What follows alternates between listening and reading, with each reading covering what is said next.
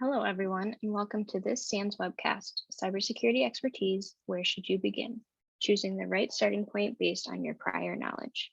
My name is Emily Polly Newens. I'm the new to cyber product marketing manager here at SANS, and I will be moderating today's webcast. Today's featured speakers are Keith Palmgren and Brian Simon. If you have any questions for Keith and Brian during the webcast, please enter them into the Q&A window at any time. Please note that our webcast is being recorded and will be available for viewing later in your SANS account under My Webcasts. And with that, take it away, Keith and Brian. Well, good morning, everybody. So as Emily just said, if you do have any questions throughout our presentation here, please feel free to enter them in the chat window. And then Brian and I, some depending on the nature of the question, we may take it right at the time. We may save them up to the end. We'll just see how that kind of goes. But as Emily says, we're here to help you determine, SEC 301, Introduction to Cybersecurity, or SEC 401, Security Essentials, Network Endpoint and Cloud. What is your best starting point? And the answer to that question is it really kind of depends on you. And so we're going to try to help you to figure out how to make that decision of what your best starting point really is. And so just some quick introduction here. My name is Keith Palmgren. I've been doing this stuff for over 37 years now. By stuff, I mean computers and networking in general, but security in particular. I specialized in it from day one when I joined the Air Force back in 1985. Spent time in the Air Force, about 6 years, AT&T, Sprint, my own company, my own consulting company for many years now. I am a senior SANS instructor, and you can see there is a bunch of alphabet soup after my name. And along the years, I've authored 24 training courses, including SEC 301. As well as articles, awareness training videos, and a bunch of other work of that nature. And with that, I'm going to let Brian talk for a few minutes.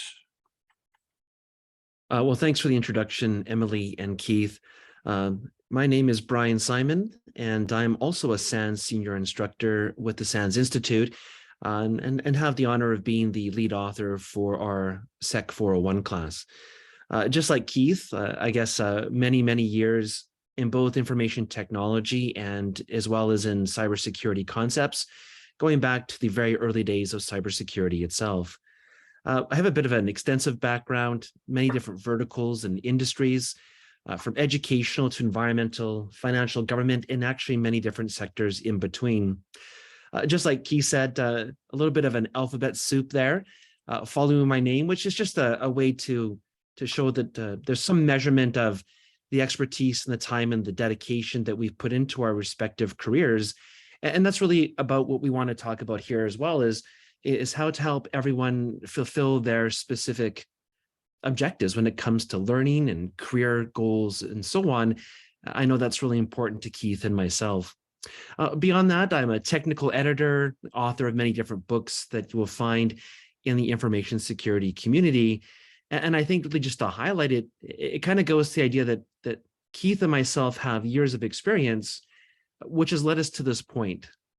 But we didn't always have this experience. We didn't always have the opportunity to take educational training. And I think that really is kind of a part of what we want to talk to you about as well in this presentation. With that, Keith, back to you. Well, it just occurred to me, Brian, help me out on this a little bit. I'm going to try something here that I just now thought of. While you were talking, it occurred to me, the 37 years or 31 years of experience, when we talk about, prior knowledge here, we actually, when I started doing this, the term cybersecurity didn't exist yet. Notice we both list our years in cybersecurity. Actually, when I first started doing this, it was computer security. Later, we had the term network security for a while. There was information protection. In fact, this right here, the name of my company stands for Network Information Protection, tells you how long that company's been around. And I know I'm missing some there along the way there, Brian, if you have any others, but the point that I'm making here is we have watched this industry and this group of technology and so forth evolve over a very substantial period of time, and we kind of understand this industry pretty well. I think you'd agree, Brian. Yeah, Keith, I mean, it's a really interesting point, because one of the ways I often phrase that in other discussions as well is, today, when we're newer to information security, and then we have that term today, information security, cybersecurity. I often, the first thing I do is welcome everyone, welcome to information security, welcome to this career for life, more than likely in most respects. And the thing I find fascinating is that, for yourself and myself, Keith, going back all those years, you couldn't even take educational training on many of this. And much of it was an undiscovered and unfounded area that, like you said, has blossomed over time. I kind of equate it like we were walking through the jungle, and today, in some respects, we're driving down a 16-lane, well-paved superhighway. It has been quite the growth over the time, and that's just further to say that you can specialize in many specific areas today. Whereas I know that once upon a time, you and me, we would kind of cover the gamut, but really can't cover the gamut completely today in any one particular career. There's a really good example of what you're talking about, and it's going to sound like a boast, and it's not how I mean it. But you notice I have the CISSP. I got that in 1998, and I walked in and took that test without studying. Today, you would spend, go to classes for it. There's a book. There are actually several really good books out there you can buy that cover the entire topic set. When I took that test, there was no training course for it. There was no book for it. To buy all of the books that I would have required to study for CISSP would have cost over $1,000 at the time, and I didn't have it. So it has been a real change through the years. You're right, and the ability to have things like 301 and 401 courses like this to help you get your start. I learned it all by reading books and trial and error, and built a home lab and so forth. But the other thing that you have to be ready, Brian said, welcome to this career for life. A while back, I was asked by SANS, what's the biggest change you've seen in the last 5 years in this industry? And I gave that quite a bit of thought. And the answer I finally came up with, it's the acceleration of change. This career field this entire topic area has been changing since I got into it in 1985, although some things, principle of least privilege, is the same today as it was then. But the technologies have continued to change and thankfully improve for that entire time. But the real difference is the acceleration of change. And so Brian mentions specializations, kind of almost necessary. Being a generalist today is so difficult because this stuff is changing so fast. The real takeaway from that, if you're going to get in this career field, I hope you are prepared to be a lifetime learner. That's excellent, Keith. It's a funny side story that's related to that. As I was growing up and wondering what I was going to be when I grow up, and I still ask myself that question today, what will I be when I grow up?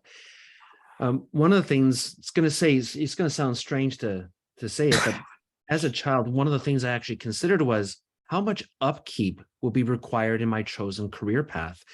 And I know it's a funny thing to think of as a younger person, but the reason I did that was, my father worked as a chartered accountant, what you might call a CPA.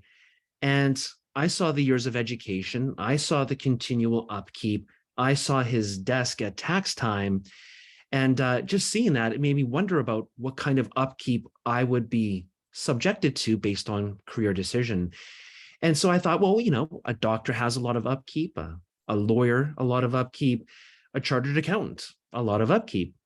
And I thought to myself, I'm going to pick a career that requires a little less upkeep.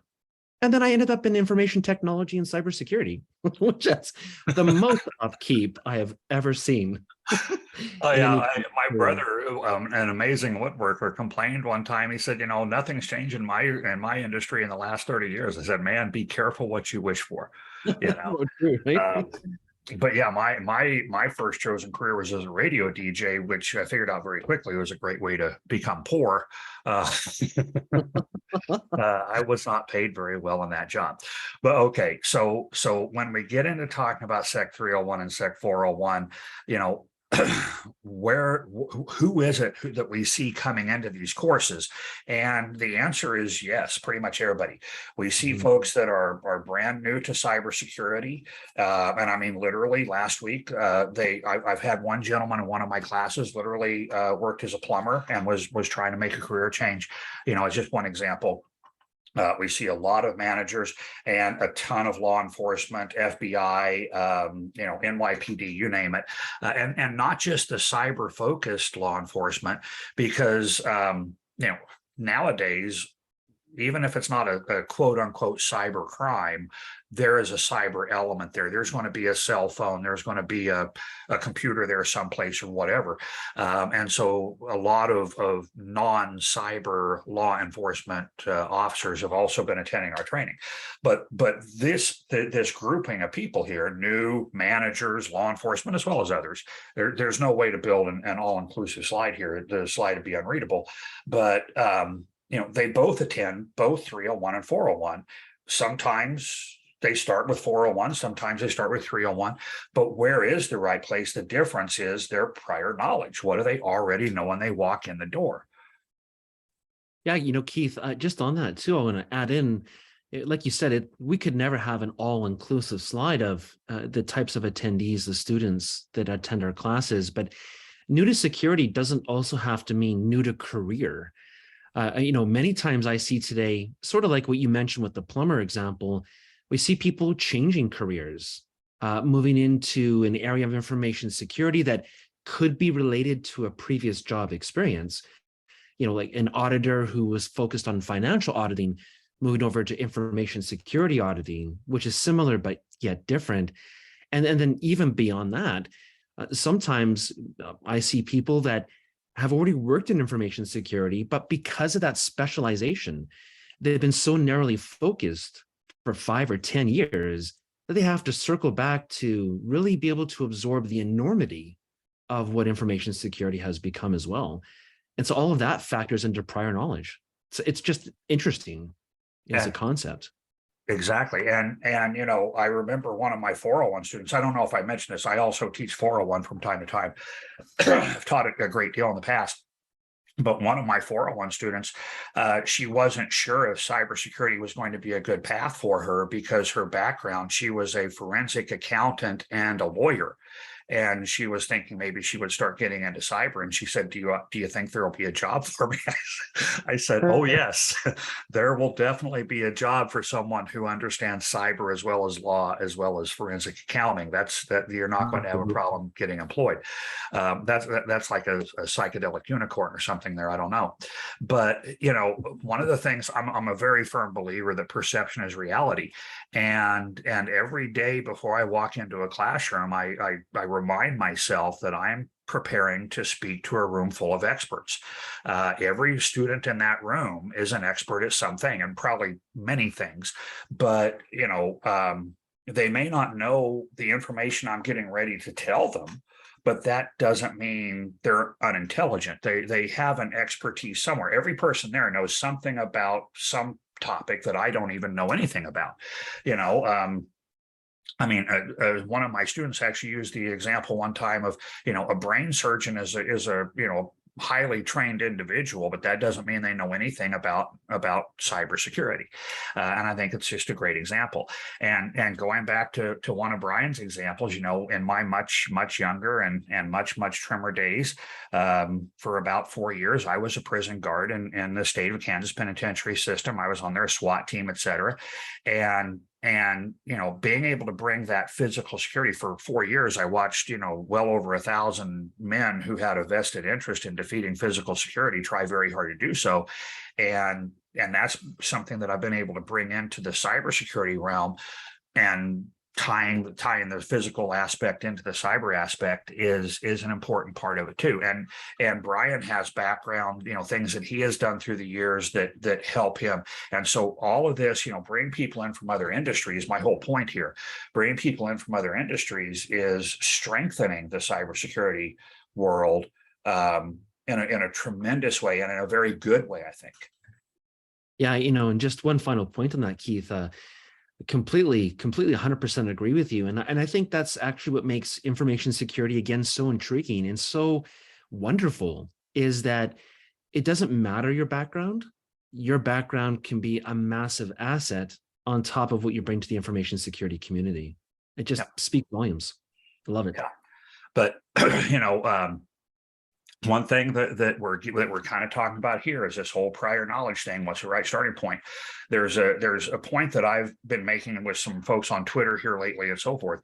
Every person, Brian and I, were both born knowing the exact same amount about cybersecurity, which is absolutely nothing. And everybody, comes into this world not understanding computers, not understanding cybersecurity. We all have to learn it somewhere. And so what we're talking about here is when you're trying to decide which of these two courses is your best starting point, what's the prior knowledge?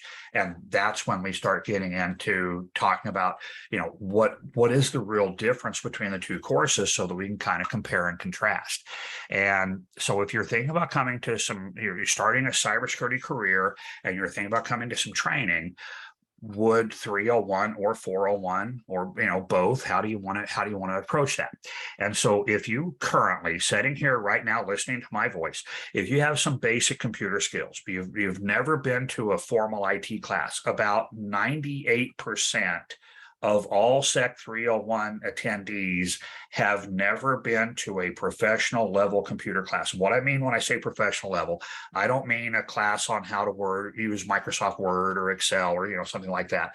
I'm talking about a class that's designed for, I'm going to do information technology for a living and I need to go get some training. About 98% of my students in 301 have never had that kind of training. The basic capability that they come in IT wise, send, receive email and attachments and understand what that means. And they can create and print documents, do basic internet searches, and we'll show you how to do more in the class, purchase something online. And, basic computer knowledge, I'm talking, what is a keyboard, a mouse, a monitor, but not deep terminology when it comes to IT. And contrast. Yeah, I mean, it's kind of echo the same kind of point there for 401. If you're thinking that 401 would be your best starting point, if not 301, if not both classes, one after the other, when it comes to 401, if you have basic IT skills, and what that means is you feel comfortable with certain terms and certain perspectives in the information technology world, then 401 might be the best starting point. So for example, we say here, convert binary and hexadecimal. I don't mean that you have to actually be able to convert binary and hexadecimal numbering systems to decimal, but if you understand that there are numbering systems and that computers might use binary and hexadecimal, well, that would be an example of prior knowledge, I assume, that you would possess in the class. If you feel comfortable with the idea of IP addresses and a fundamental understanding that IP addresses lead to the idea of routing, and routing is a concept of network-to-network communication.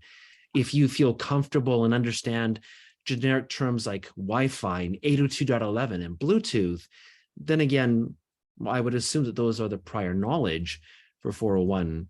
You feel comfortable with some of the basic ideas of virtualization. If just in general, you have a familiarity with cybersecurity terms, a basic fundamental understanding, then I would say that 401 is the starting point for you. But not to say that you have to take 301 and or 401 or whatever specific combination. It's really just to kind of, again, bring it back to the key point. When it comes to 401, I take it to the next level, and I assume that you have the fundamental knowledge that you would attain in 301. And so that's what we're really trying to figure out here is, where's the best starting place for you?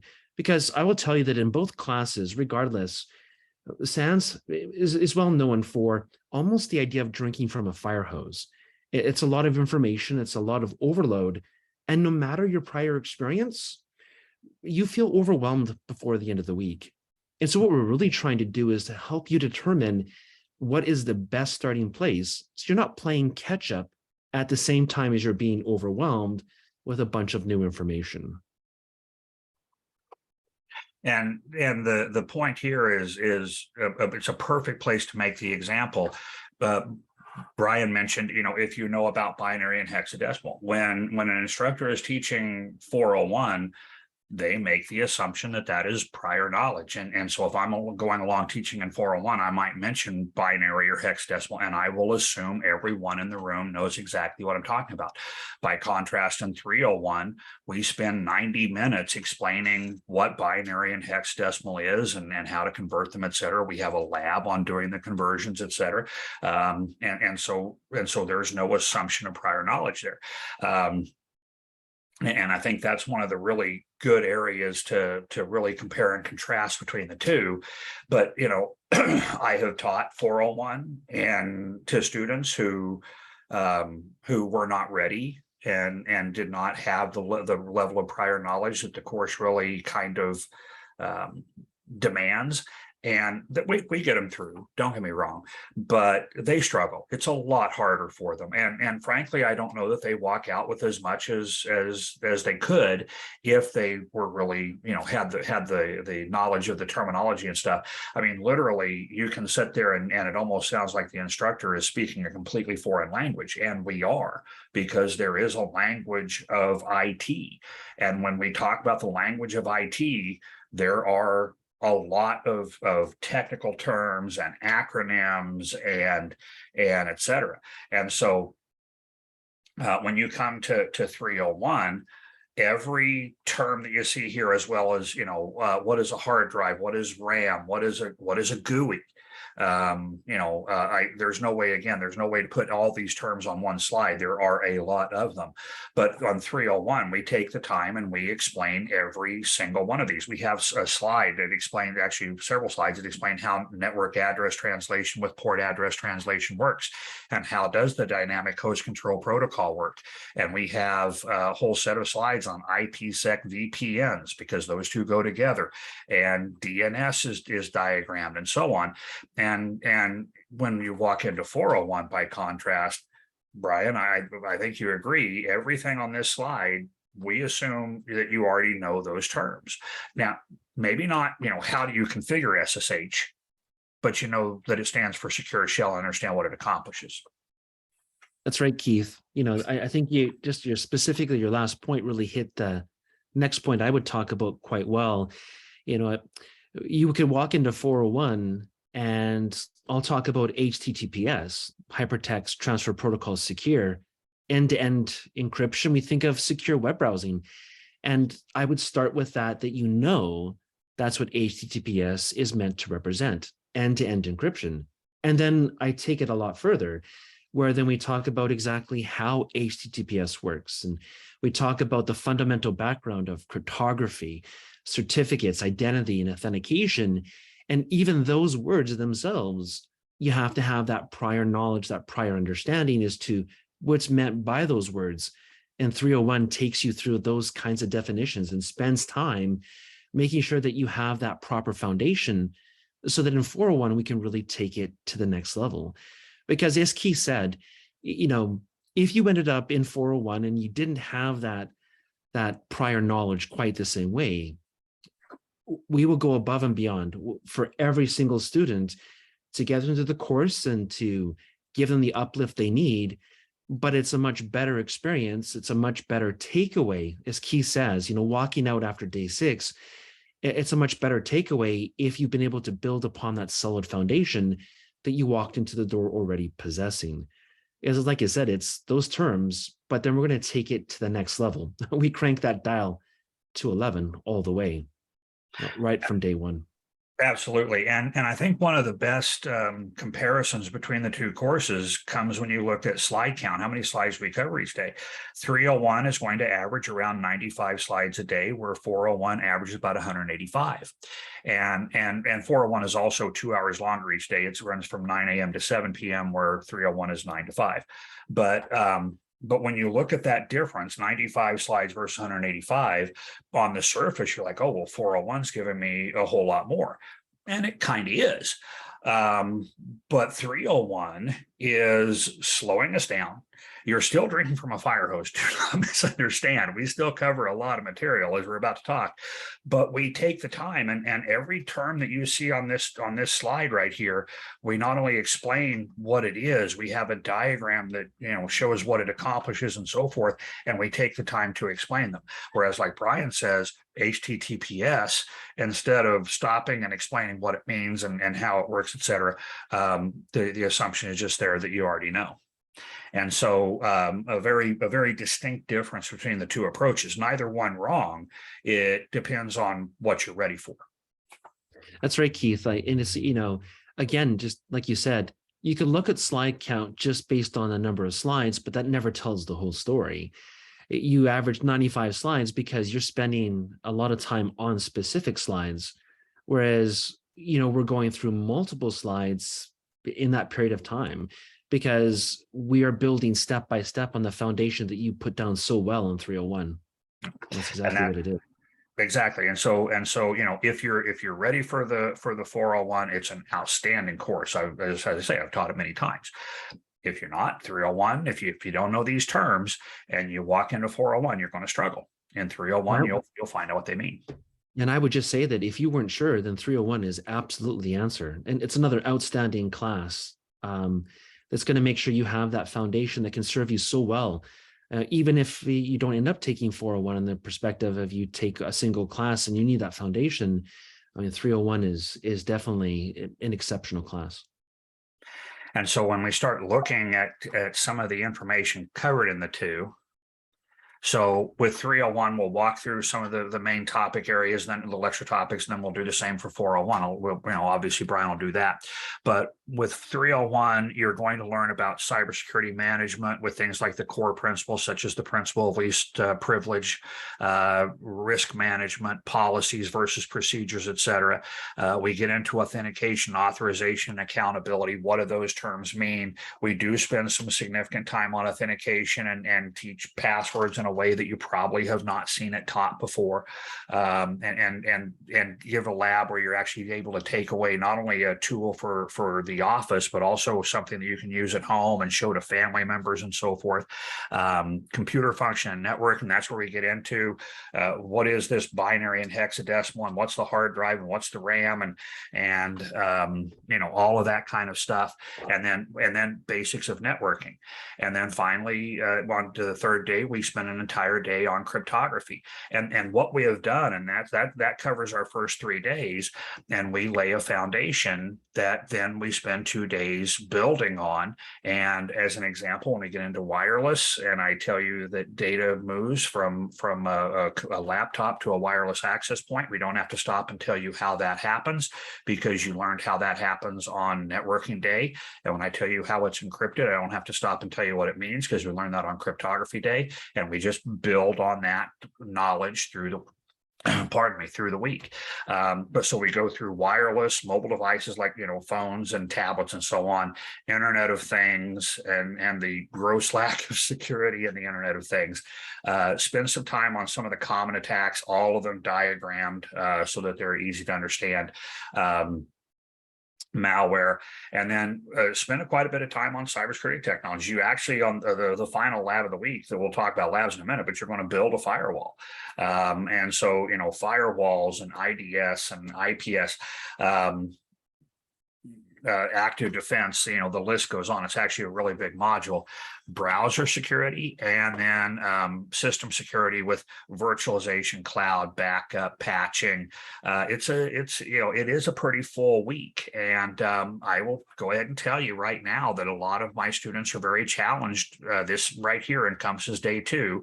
When we get into the binary, the hexadecimal, the computer function, the networking, they find that day to be a challenge.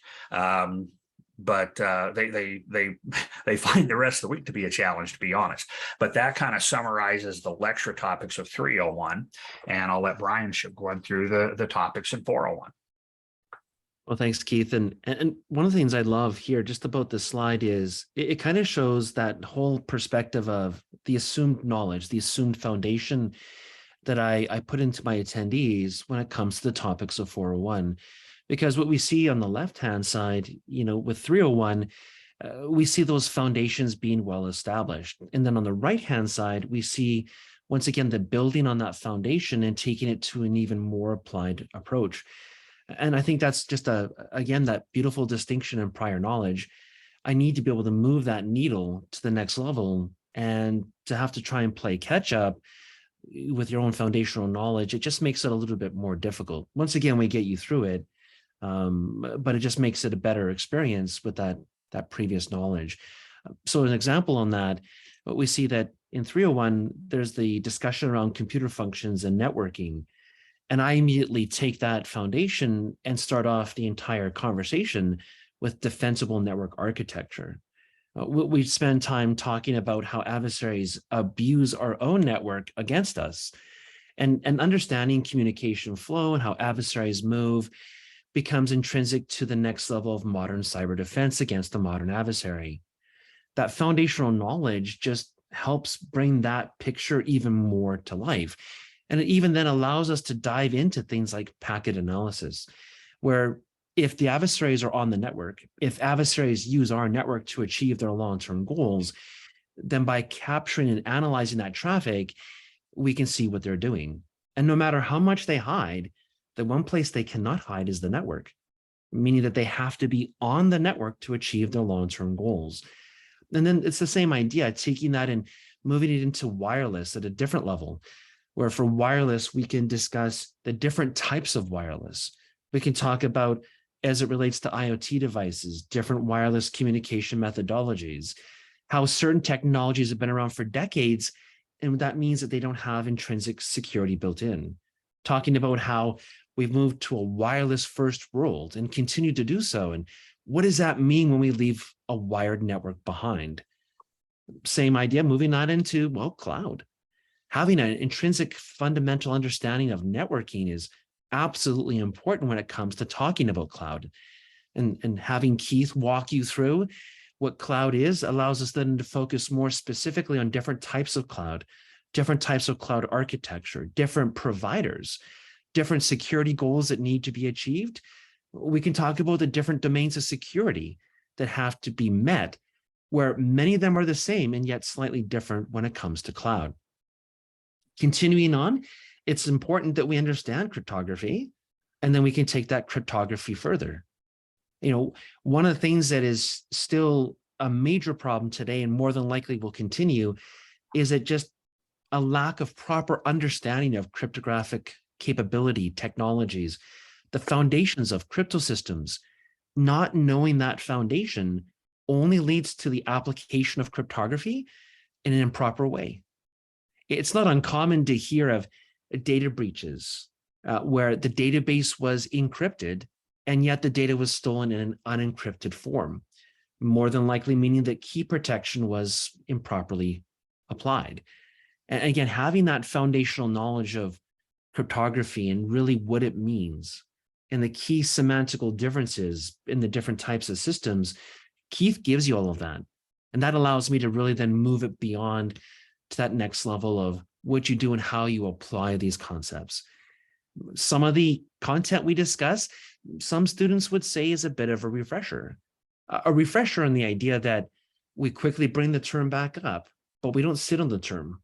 We don't dive deep into the term like Keith would have done in 301. And again, that just allows us to apply the concepts differently when we talk about identity and digital identity, and the importance that we have strong physical and digital equivalencies in today's world. And what would it mean to have a digital identity? How do you prove that the binary ones and zeros that you produced are your binary ones and zeros? All of that's facilitated by the advanced adversarial capability. Not to mean that adversaries are advanced beyond our ability to control them, but adversaries leverage a misunderstanding of technology, and they use that against us. Not their misunderstanding, our misunderstanding of technologies. I think one of the things intriguing to what Keith said recently, certain principles, principle is privilege, concepts like that have been around for decades, those concepts don't go away, but they're often not applied. And it's really intriguing when I take you through that conversation of 401 that is it really that the adversary is just that advanced? Or is it that we don't apply the basic principles we've heard for decades? Never meant as a criticism, just meant that there can be a lot of misunderstanding in information technology and cybersecurity. And again, why that prior knowledge and that foundation is just so vitally important. And we take that, we move it even further. We talk about red teams and blue teams and how you build up your security posture and your organizational needs as it all relates to that. And of course, well, it also leads into the ideas of things like regulations. So we can take those foundations of 301 and just apply them in a more specifically articulated way where that prior knowledge is absolutely key. I think that kind of sums it up. Hey, Keith, just the differences between the two. I think so. And I think one of the most important points to take away from that is something Brian alluded to.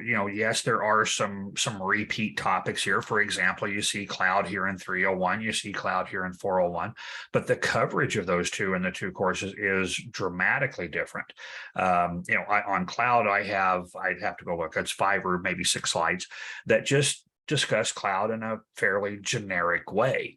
In 401, you get into very specifics with AWS and Azure, and I wouldn't even hazard a guess what the total slide count in your cloud security information is, but it's certainly more than 5 or 6. Yeah, it's definitely it's more than a day in total throughout the whole week. So great. Yeah. So I mean, that's a really great example here of where we're talking about, kind of the comparing and contrasting. How deep is the dive? And don't misunderstand something. You want to eventually have the deep dive, especially in today's world. If you don't have some knowledge of AWS and Azure, you're going to be at a disadvantage. But you don't always want to dive into the deep end, and sometimes you need to work your way up to that, and that's what 301 allows you to do. But the other big difference here is, like with attacks and malware, buffer overflow is one that comes to mind. I have a diagram in 301 that covers buffer overflow and explains it, whereas in 401, there's much deeper dive into that, and actually some lab time and so forth that would deal with some things like buffer overflow. So a very different level of approach, but again, also a very different level of what we assume you already know.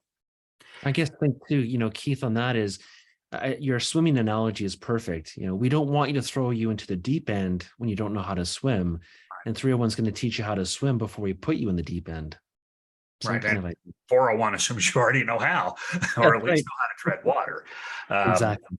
Yeah, you may not be ready for the Olympics, but you can at least tread water. But so, like we say, a lot of similarities in the topics covered. It's a question of depth of coverage and how much time is spent explaining the terminologies behind them. And crypto is a wonderful example. The amount of time spent on the fundamental concepts and so forth is at a different level. And then when we move into the lab discussion, again, both are hands-on courses, but the depth of the labs is a very different kind of a thing. In 301, we start out getting you ready to understand how to do the labs. Remember, about 98% of my students have never been to a professional level IT course. And in 301, they log into a remote system and they access a Windows 10 computer in the cloud, and they do all of their labs there. And so we need to make sure that they understand how that environment works and so on. I mentioned this already. When we get into passwords, we show a tool that's available online that I have personally used to help my family start building better passwords. I've used this in awareness training, et cetera. And it's a very simple to use tool and available to everybody. Converting the numbering systems, we talked about already. We show you exactly how to do that. It's not something then that you need the rest of the week. But again, when you walk into 401 or other training, the assumption is that you already know this. And I promise you, if you go to, forensics training or ethical hacking training or something, there is an assumption that you already know that topic quite well. decoding network traffic with just a Wireshark intro, just 4 different packet captures where you go in and find, some of the information, and it ties directly in. Like, for example, one of those, there's a dynamic host control protocol packet capture, and we have just in the slides in the lecture, we have just discussed how that protocol works. And then you go into Wireshark and you see it in action and see how it actually works. Performing cryptography both by hand and visually, where you get to see it occurring on the screen. Both of those are labs that we have on Crypto Day. Configuring wireless is one of everybody's favorite labs, because we take a wireless access point that is in a typical default unsecure configuration, and you go in and you change its settings and you make it much more secure. And it explains not only how to do the settings, but then why are you making this change? Okay. Where you go in and find actual malware on that Windows 10 computer in the cloud actually has a piece of malware on it, and you get rid of it and so forth. Also whitelisting directories. And finally, the final lab is about an hour long, and you using an open source tool called Firewall Builder, build a fully functional firewall configuration that you might find at a company of 10 or 50 employees, or something of that nature. How would that kind of a configuration wind up looking? And thanks for that, Keith, because I think, again, just we know our courses and each other's courses so respectively well. It just shows here in how the labs build one upon the other. And so, just in the spirit and the interest of time, to leave time for questions, I won't go through all of the examples here, but just even if you browse and look at the slide, you can see how there is a building of one on the other. As an example of that, Keith just mentioned how in the configuring wireless lab for his class, he takes you through how to make the wireless more secure and why you're doing the configuration settings.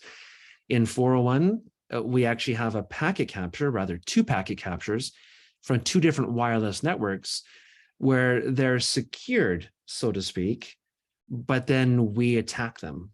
And we see how there were mistakes, some fundamental mistakes that were made in the configuring of those security features.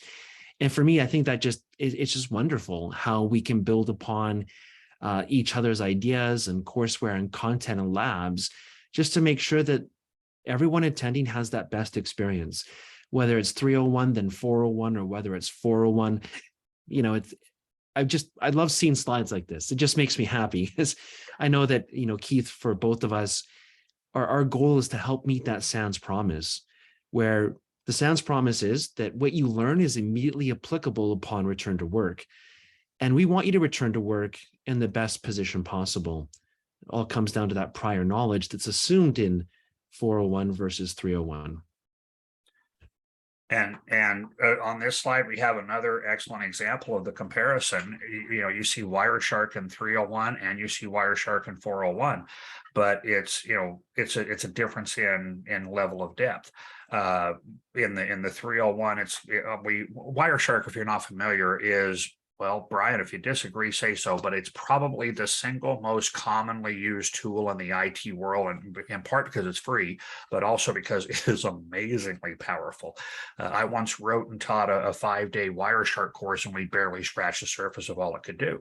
But so in 301, we just show like display filter, we show you how to use them and what they accomplish. In 401, it's kind of assumed that you already would understand what a display filter does. In 301, we assume you've never heard the term Wireshark. In 401, it's mentioned, more of you've probably heard of this tool before. Now here's a little more detail about it. Pretty close, Brian? Yeah, I agree. And I'll just add on to that when it comes to Wireshark, I would say further that there is no single protocol analyzer that's as capable as Wireshark and also free, which is further adds into it. And to highlight one other part of what you said, it doesn't matter how seasoned someone is, they only ever scratch the surface of that tool. And that's where, again, we take it that next step. You could spend, like you said, 5 days on it and still not scratch the surface. So I think it was a really great compare and contrast. Absolutely. And here's your value add for the folks. Wireshark is the tool you will never know too much about in this industry, whether you're doing IT or cybersecurity. It's powerful enough you can get in and get out without knowing how to have to use the tool, which is also its detriment. As a matter of fact, yes. I would hate to guess how many hours I have spent staring at a Wireshark screen. But I think that has kind of hopefully helped you to understand, again, the difference between the two, the approaches of the two courses, et cetera. But the real thing that we want you to walk away from with, answer a question for us. It's 5 years from today, and I want to be able to do X, whatever your personal X happens to be. Okay. You tell us what that X is, and we will help you choose your best entry point. And for some of you, that's going to be SEC 401. And for some of you, that's going to be SEC 301. And we want you in the right place. It's wonderful, Keith, because we have a question that's directly related to that. So I'll read you the question, then I'll let you take it to begin with. I'm an ICS and control specialist and recently started working on secure ICS environments. Which cybersecurity course would you suggest to me, considering I've done CEH, CCNA, ICS Essentials? So Keith, I'll let you go with that one first. So you've done CEH. I feel for you. You've done ICS Essentials. Probably 401 would be for that individual. I think 401 would be the best starting point. Brian, do you agree with that assessment? Yeah, I think so. Just because there could be that potential, that the familiarity with the networking and so on. But then in the same token, when it comes to industrial control systems, the 301 would have a lot of great information on risk management and some of the terminologies there as well. I would lean towards 401. So what I would ultimately suggest on, for the question, take a look at the syllabus, come back and circle through the presentation one more time. And I think you'll get the perfect starting point. It's probably 401, but 301 could also still be incredibly relevant there. And if what Brian's talking about here, if I switch over, there we go, to a browser right quick, you can go to the web page for any SANS course. You just simply type in sans.org/ and I'll just do SEC 301. Okay. And you hit the enter key, and it's going to take you to the page for that particular course. And you scroll down here and got to scroll down a ways. Here we go. So down here is a syllabus, and you can expand each of these out, and it walks you through exactly what's covered in each of the days and so forth. And so basically for the individual from the ICS background, I would come in here and I would walk through this syllabus and kind of make a list. Do know, don't know. And when you get to the end, if there's quite a bit on the things I don't know list, then maybe 301 is your best starting point. You may have some periods in 301 where you're sitting there going, okay, I already know that. But another SANS instructor, Bryce Galbraith, gave an outstanding analogy on this years ago. He said, sometimes it's like spackling a wall. You have, you've got this wall that's mostly there, but there are cracks and gaps in it, and you're laying spackle across it to fill in those gaps. And sometimes that is a necessary step. Yeah, that's wonderful, Keith. It's exactly the idea. And I, just to highlight that too, one thing I said towards the beginning, even if you have years of experience in a specialization in information security, you still have cracks in that wall. You still have I's that have to be dotted and T's that have to be crossed. And I see that even in 401, where people come in 5 years, 10 years of industry experience in cybersecurity, and they're like, wow, I did not know that particular thing on that particular day. And it just highlights how big the industry is. That's something we've always seen in 401, but even still today, it's more common, even if you have previous experience, just because of how big it is. Yeah, and I would also give a couple of examples. I had a student in 301 who was actually sitting through it to evaluate whether they were going to continue sending people to the class for their company. And this individual had a master's degree in cybersecurity and was absolutely livid because I spent so much time on binary and hexadecimal. And they said, I have a master's in cybersecurity and I have never heard those terms before. So, I would caution you that just because you may have a certain education background may not actually prepare you for what you're going to see. That's absolutely. Was that Brian? I was just saying it's 100% correct, Keith. Sorry, go ahead. Didn't mean to cut you off there. You're perfectly fine. But I've also, I had a person in 401 one time who had spent their entire career working in malware. And I mean, knew that topic inside out, backwards, sideways, much deeper than what either of our courses go into it. But the rest of the class, they really didn't have any deep knowledge on anything else. And so, as I said, every time when I'm teaching the student, I always make the assumption that they're an expert in something. Well, that individual is an expert in one of the topics in the course, but the rest of the class, they had to fill in a lot of gaps. And I think that's probably a pretty good example of that. Oh, I couldn't agree more. Simply, like, you just even imagine someone who does, malware analysis, if they don't understand the fundamentals of cryptography, it makes it hard to understand what that malware tool was doing with cryptography, even though they have the ability to reverse engineer the code. Exactly correct. Yes. And so we need to get to our questions and so forth. But one of the things whenever I teach 401, one of the things I always point out to people is essential does not mean easy. Essential, if you look it up in the dictionary, it actually means the minimum required. And so when you've completed Sec 401, you have the minimum required knowledge to proceed with your cybersecurity career in whatever direction that's going to take you, whether it's forensics or ethical hacking or cyber defense or wherever your personal goal is, whether your personal X is. But so getting through that is, well, it's essential that you do that. But the question that you have to, again, going back to the earlier analogy, do you already know how to swim or at least tread water? Okay, start with 401. If you've never touched the liquid before, then start with 301. Couldn't have said it better myself, Keith. And so we're at, my clock says 24 after. So I'm not seeing any questions in the chat room over here. And for whatever reason, Brian and Emily, I didn't see the question Brian read. So I may not be, maybe I don't know how to use the chat, right? But if there are any questions whatsoever, read them out and I'll be happy to jump in with Brian. I actually have a question. As you were talking through, it made me think of this. So this has all been really great information. So thank you for that. But I do want to ask, and I know the answer, but I think it's important to point out, what happens if a student selects the wrong course? They come to day one of 401 and it's just way too over their head. And they're going to be so defeated by it that they're not going to get what they need out of it. What does SANS do for them? So the answer to that is SANS always wants you in the right place. And whenever possible, we will move you. If you're in 401, we'll move you to 301. If you're in 301, we'll move you to 401. Well, I've had people from 401 go clear up to 600 level courses before. But there's a couple of caveats on that.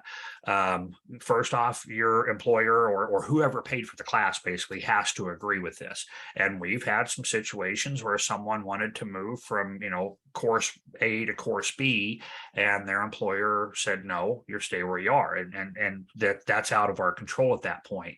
But basically it comes down to, if we are allowed to do so, we're happy to do it. I will also say, the earlier in that course you do, transferring on the morning of day one is pretty straightforward. Transferring on the afternoon of day 5 is a very, very different situation. It's very true. And I think, just to highlight there, again, SANS cares about that experience and making sure you're in the right class. The only other thing I'll add on to that is, sometimes when people come up to me and they feel overwhelmed, there's just a reminder that you can feel overwhelmed in any SANS class.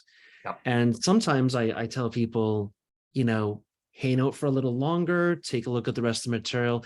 Sometimes it's one section, it's one module that causes that concern.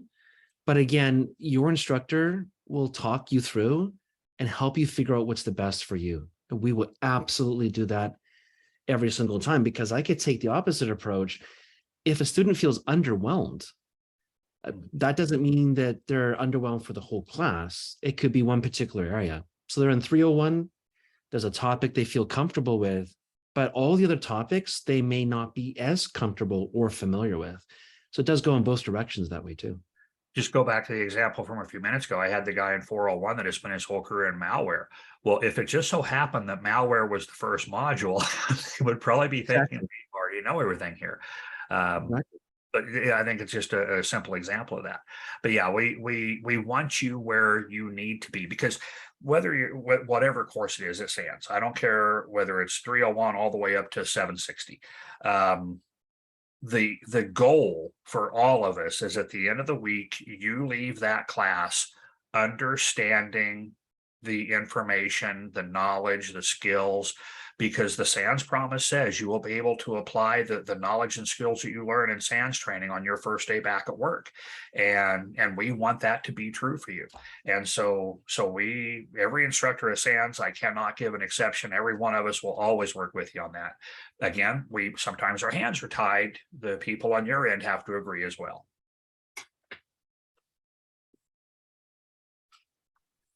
That's Emily, are great. there any Thank other you. questions? No, it looks like we've covered all of the questions. Thank you both, Keith and Brian, for this presentation and this really helpful information. I think a lot of people are going to find it very useful when they're trying to decide. I know it can be a little daunting to pick your first SANS course, which this is probably going to be people's first course. And to our audience, we greatly appreciate you listening in. For a schedule of all upcoming and on-demand SANS webcasts, please visit sans.org/webcasts. And with that is the end of this webcast. Thank you, everyone. Thank you so much. It's been my pleasure. Thank you.